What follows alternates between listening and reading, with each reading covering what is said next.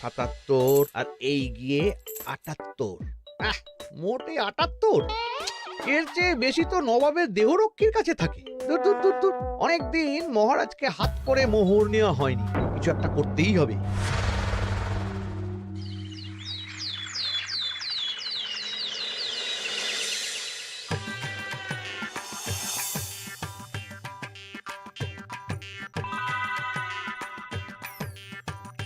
কই গো, কিছু কি ঠিক করলে? রাজকুমারের জন্মদিনে কি উপহার দেবে? হ্যাঁ গো, পেয়েছি। এই দেখো। উমা, এই যে তোমার ছোটবেলা সোনার আংটিখানা। হ্যাঁ গিন্নি, ঠিক ধরেছ। যেটুকু যা গয়না ছিল সবই তো দেওয়া হয়ে গেছে, নহে বিক্রি হয়েছে। আর তো কাউকে কিছু দেওয়ার নেই, তাই ভাবলাম এটাই উপহারে দিই। সে ভালো ভেবেছো। বেশ, আসি তাহলে। ওদিকে সবার দেরি হয়ে যাচ্ছে গিন্নি।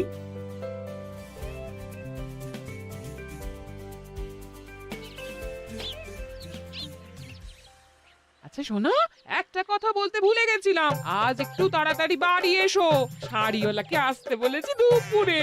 আবার শাড়িওয়ালা কেন? আরে তুমি ভুলে গেলে, সামনে আমার বোনদির বিয়ে, তার জন্য নতুন শাড়ি লাগবে না গো। একমাত্র বড় মাসির মেয়ে বলে কথা। বুঝলাম।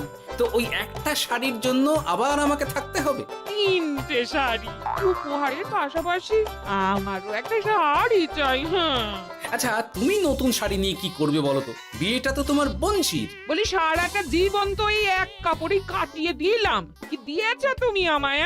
কেন, এই নিজেকে? আমার মতো স্বামী আর কোথাও পাবে? ও সব মন ভুলানো কথায় আর চিড়ে ভিজবে না, তাড়াতাড়ি আসবে বলে দিলাম। হ্যাঁ অগত্যা।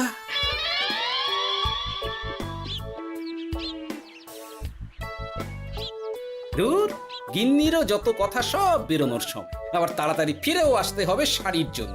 দেখি মহারাজকে বলি অগ্রিম বেতনের জন্য, না হলে তো শাড়ি কেনা যাবে না। তাও একটা হলে হতো, কিন্তু এনাকেও দিতে হবে। আসলে সত্যিই তো, গিন্নি আমার কত যত্ন আত্তি করে, কিন্তু তাকে আজ পর্যন্ত তেমন কিছু উপহার দিতে পারেনি। না, গিয়ে বলি।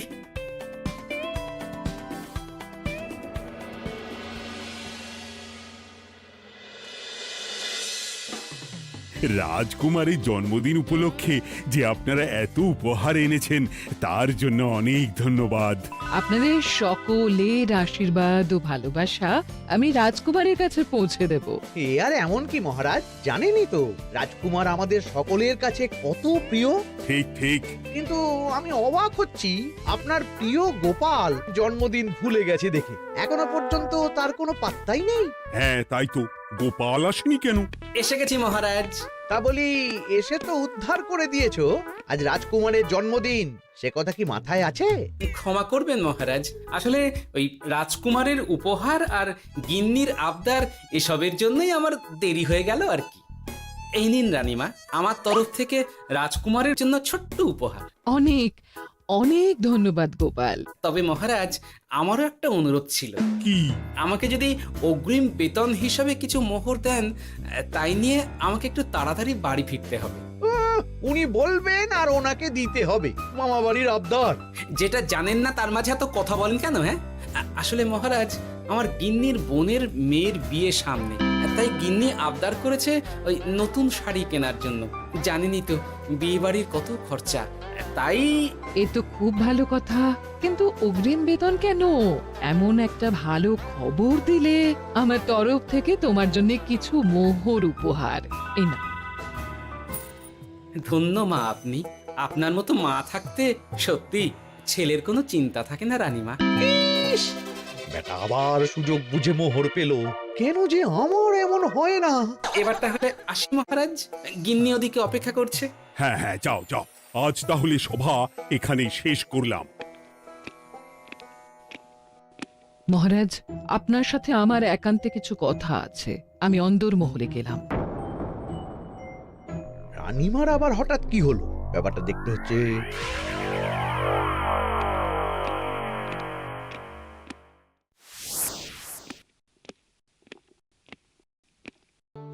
আজ আমি বুঝতে পারছি আপনি আমাকে একদম ভালোবাসেন না মহারাজ। ও কি কথা বলছো রানী? একদম ঠিক বলছি। নিজের গিন্নির আবদার মেটানোর জন্য গোপাল কত ভাবে, নতুন শাড়ি কিনে দেবার জন্য অগ্রিম বেতন অব্দি চাইলো, আর আপনি? আমি তো রাজা, আমি কেন বেতন চাইবো? সেটাই তো, রাজা হয়েও আপনি কখনো এমন কিচ্ছু করেননি, কিচ্ছু না। আহা, রাগ করে না।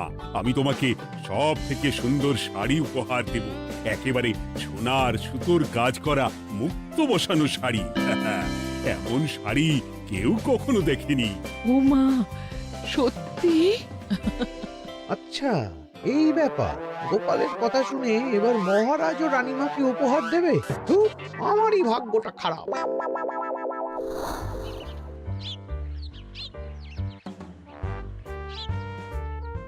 হাজার চেষ্টা করেও গোপালকে আটকানো যায় না। দূর দূর দূর, আমি যা চেয়েছিলাম তা ওই গোপাল পেয়ে গেল। ও কি গো, তুমি কার সাথে কথা বলছো? দুর্ভাগ্যর সাথে। কি সব অলক্ষণে কথা? কি হয়েছে? কি আর হবে, সবই তো তোমার দোষ। আমার দোষ? হ্যাঁ, তুমি আমার কাছে বায়না করো না কেন কিছু? তুমি বায়না করনি বলেই আজ আমি রানীমার কাছ থেকে মোহর পেলাম না, কিন্তু গোপাল পেয়ে গেল। এবার বুঝলাম। ঠিক আছে, এখন তাহলে বায়না করছি, তুমি কাল গিয়ে সেটা রানীমাকে জানাবে, ঠিক আছে? হ্যাঁ, করো করো করো, বায়না করো, বায়না করো। কি চাই, কি চাই, কি চাই? পেয়েছি। তুমি রানীমাকে গিয়ে বলবে যে আমার একটা সোনার হার চাই। এই না হলে আমার বউ। দারুণ চাল চেলেছো।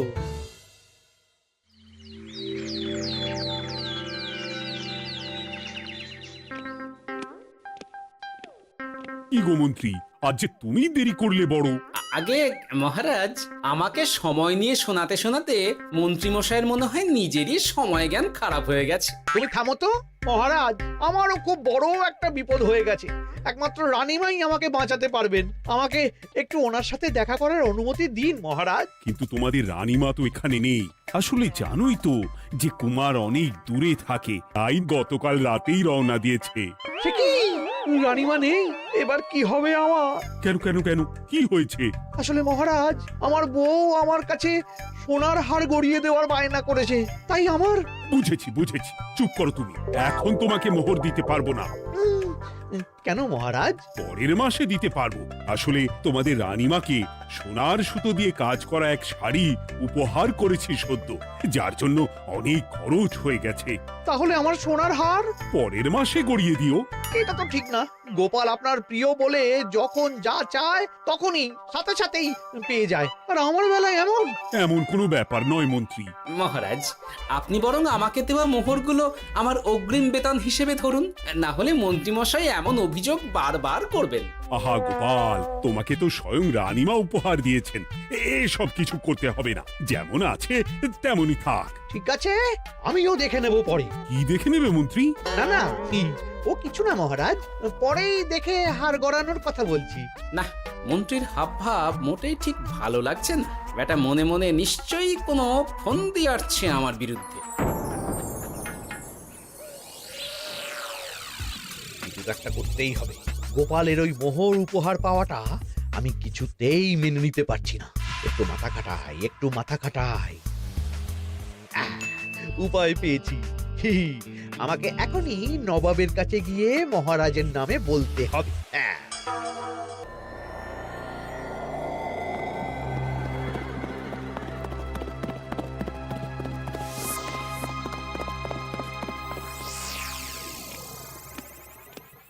প্রণাম নবাব বাহাদুর। আরে এ যে কৃষ্ণনগরের রাজা কৃষ্ণচন্দ্রের মন্ত্রী, তো হঠাৎ এখানেই কেন? আমি নবাব বাহাদুরকে আন্তরিক ধন্যবাদ জানাতে এসেছি। কিসের জন্য? এই যে আমরা খুব খুশি রাজা কৃষ্ণচন্দ্রের মতো একজন শক্তিশালী রাজা পেয়ে। শুধু সামরিক বলেই নয়, আর্থিক, সামাজিক, রাজনৈতিক সব দিক থেকে। আর এটা সম্ভব হয়েছে আপনার মতো একজন নবাবের মহারাজের ওপর কৃপা দৃষ্টির জন্য। বলতেটা কি চাইছো তুমি? তেমন কিছুই না, আপনার গুণগান করছি। নইলে আপনিই বলুন না, আমাদের মহারাজ কখনো সোনার সুতোয় বোনা মুক্তোর কাজ করা শাড়ি কিনে রানীমাকে উপহার দিতে পারে? কি সোনার শাড়ি? হ্যাঁ, এমন দামি শাড়ি যা হয়তো নবাবের কাছেও নেই। ঠিক আছে ঠিক আছে, তুমি এখন আসতে পারো। আর শোনো, আমি তোমাদের রাজ্য পরিদর্শনের জন্য লোক পাঠাবো। কবে কখন সেটা কাল তোমাদের সূচনা পাঠিয়ে দেবো, কেমন? তো ঠিক জায়গাতেই আগুনটা ধরিয়েছি মনে হচ্ছে। বেশ, ব্যাপারটা আমার মোটেই ঠিক লাগছে না উজির। কৃষ্ণচন্দ্রর মতো এক সামান্য রাজা এত দামি শাড়ি কিনলো কি করে? কালো বাজারি করছে না তো? আমিও একই কথা ভাবছিলাম হুজুর।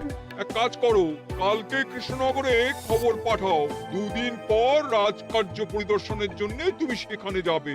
সব খতিয়ে দেখবে, আর কিছু বেগতিক বা গরমিল দেখলে সেটা বাজেয়াপ্ত করে নেবে, কেমন? আজ্ঞে হুজুর।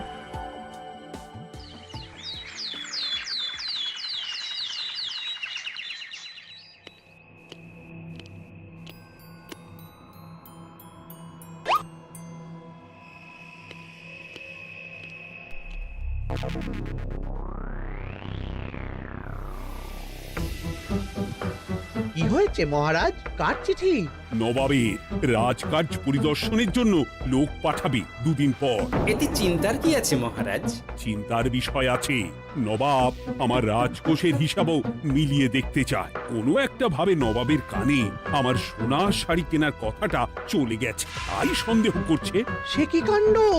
নবাবকে তো চিনি, ভুল ধরার কোনো সুযোগ ছাড়বে না। আর চিঠিতে পরিষ্কার লিখে দিয়েছে, হিসেবের একটু এদিক ওদিক হলেই সে সব বাজেয়াপ্ত করে নেবে। হায় কপাল, এ সব হয়েছে গোপালের জন্য। অমনি শুরু করে দিলেন। আচ্ছা, আমি আবার কি করেছি বলুন তো?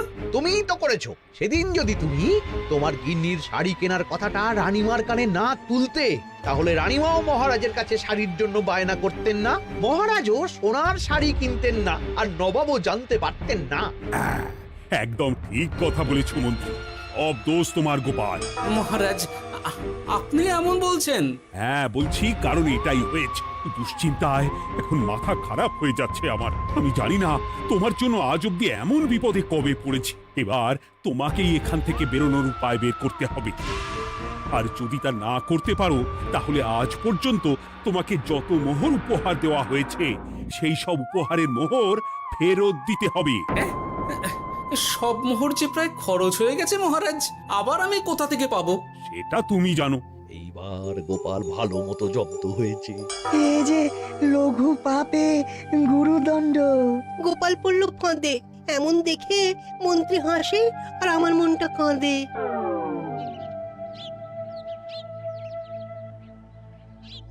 এখানে বসে কি করছো গো গিন্নি? এসে পড়েছ? ওমা, তোমার মুখটা এমন শুকনো দেখাচ্ছে কেন? আর বলো না, এই হিসেবের ঠেলায় সবকিছু বেহিসাবি হয়ে যাচ্ছে একেবারে। আচ্ছা, তুমি কি করছিলে ওই রসিদগুলো নিয়ে? দেখে হিসেব করছিলাম এ মাসে অনেক খরচ হয়েছে কিনা, সেই বুঝে পরের দিনগুলো চালাতে হবে গো। কি বললে? রসিদ দেখে হিসেব কষা? আরে, এটা তোমার মাথাতেই আসেনি। ধন্যবাদ গিন্নি, আরো একবার তোমার জন্য এই যাত্রায় আমি বেঁচে যাব মনে হচ্ছে। বেঁচে যাবে কেন? কি হয়েছে? আচ্ছা, আমাকে আবার একটু রাজপ্রাসাদে যেতে হবে। আমি এলাম গিন্নি। কি যে বলে লোকটা, কিছুই বুঝতে পারি না।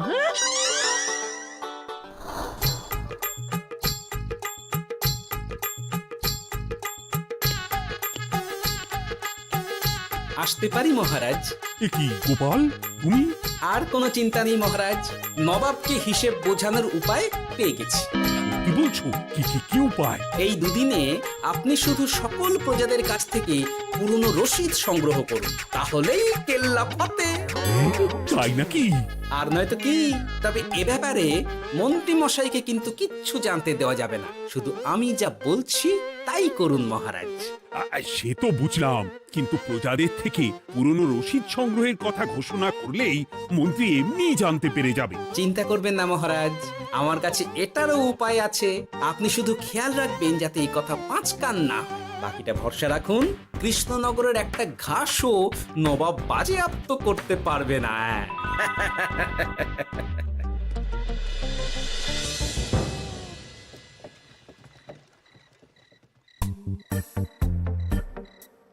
গোপাল দাদু, আমরা সব চলে এসেছি।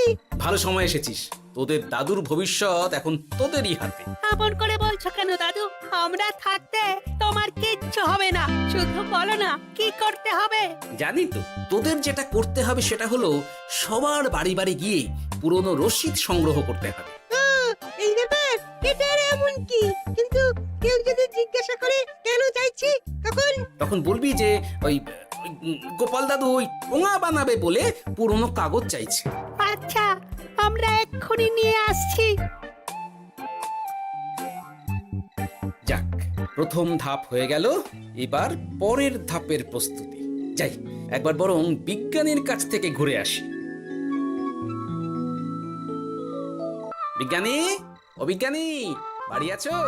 আরে গোপাল যে, এসো এসো ভেতরে এসো। বলো, তোমাকে কিভাবে সাহায্য করতে পারি? তোমার কাছে কালি মোছা যায় এমন কোনো কিছু আছে? কালি মোছার জিনিস? হ্যাঁ, একটা তরল রাসায়নিক পদার্থ আছে যেটা সব ধরনের কালি তুলে ফেলে। দাঁড়াও দিচ্ছি। অনেক ধন্যবাদ বিজ্ঞানী।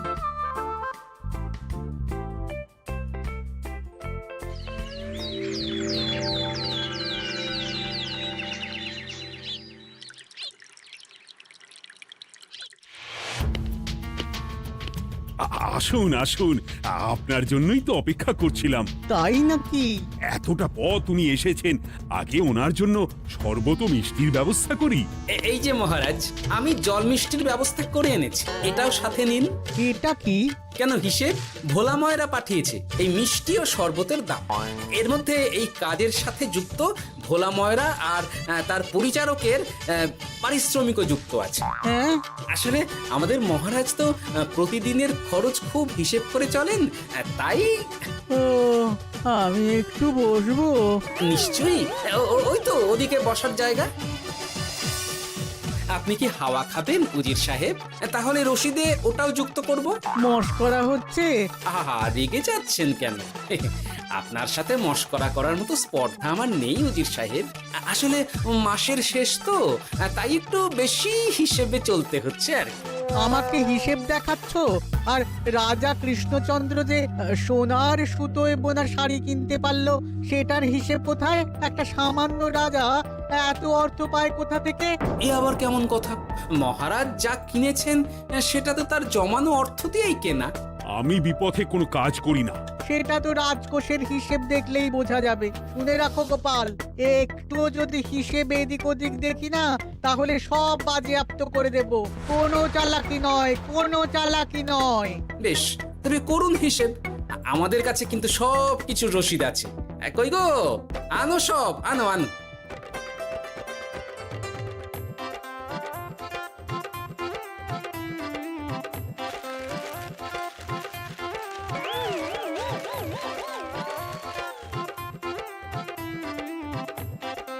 হ্যাঁ, এত রসিদ?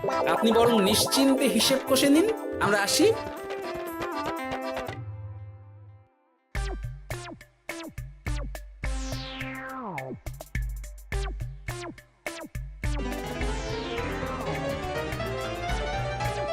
বাবারে, এত হিসেব কষে কষে তো মাথা ঝিমঝিম করছে, খিদেতেও পেট চুই চুই করছে। আপনার হিসেব কত দূর উজির সাহেব?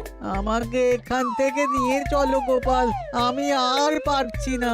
ও কি, অঙ্ক কষে কষে তো আপনার সব শক্তি শেষ হয়ে গেছে দেখছি। আচ্ছা চলুন চলুন চলুন, কিছু মুখে দিয়ে দিন, তাহলেই শক্তি আসবে। তাই চলো।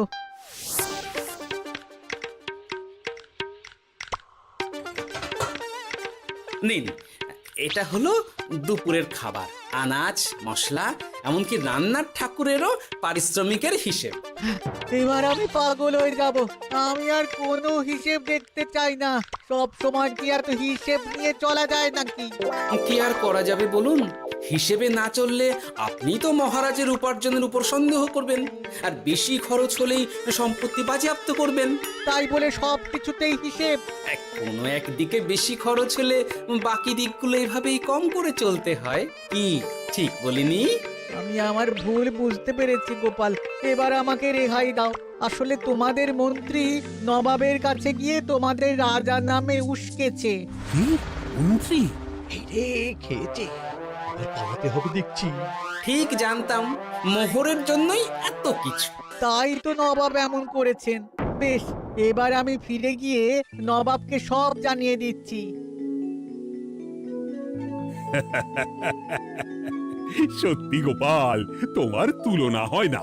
আর মন্ত্রী, আগে মহারাজ, তুমি যা করেছো তার কোনো ক্ষমা নেই। তোমার জন্যই আমার এত হয়রানি হয়েছে। ভুল হয়ে গেছে, আমাকে ক্ষমা করে দিন মহারাজ। গোপালের ওপরে হিংসে করে এমন করেছি, আর হবে না। একটা সুযোগ দিন মহারাজ। হ্যাঁ মহারাজ, সুযোগ দিয়েই দিন। বেশ, তবে তোমার শাস্তি হলো রানীমাকে আমি যে সোনা শাড়ি কিনে দিয়েছি সেটার পুরো দাম তোমাকে আমায় দিতে হবে।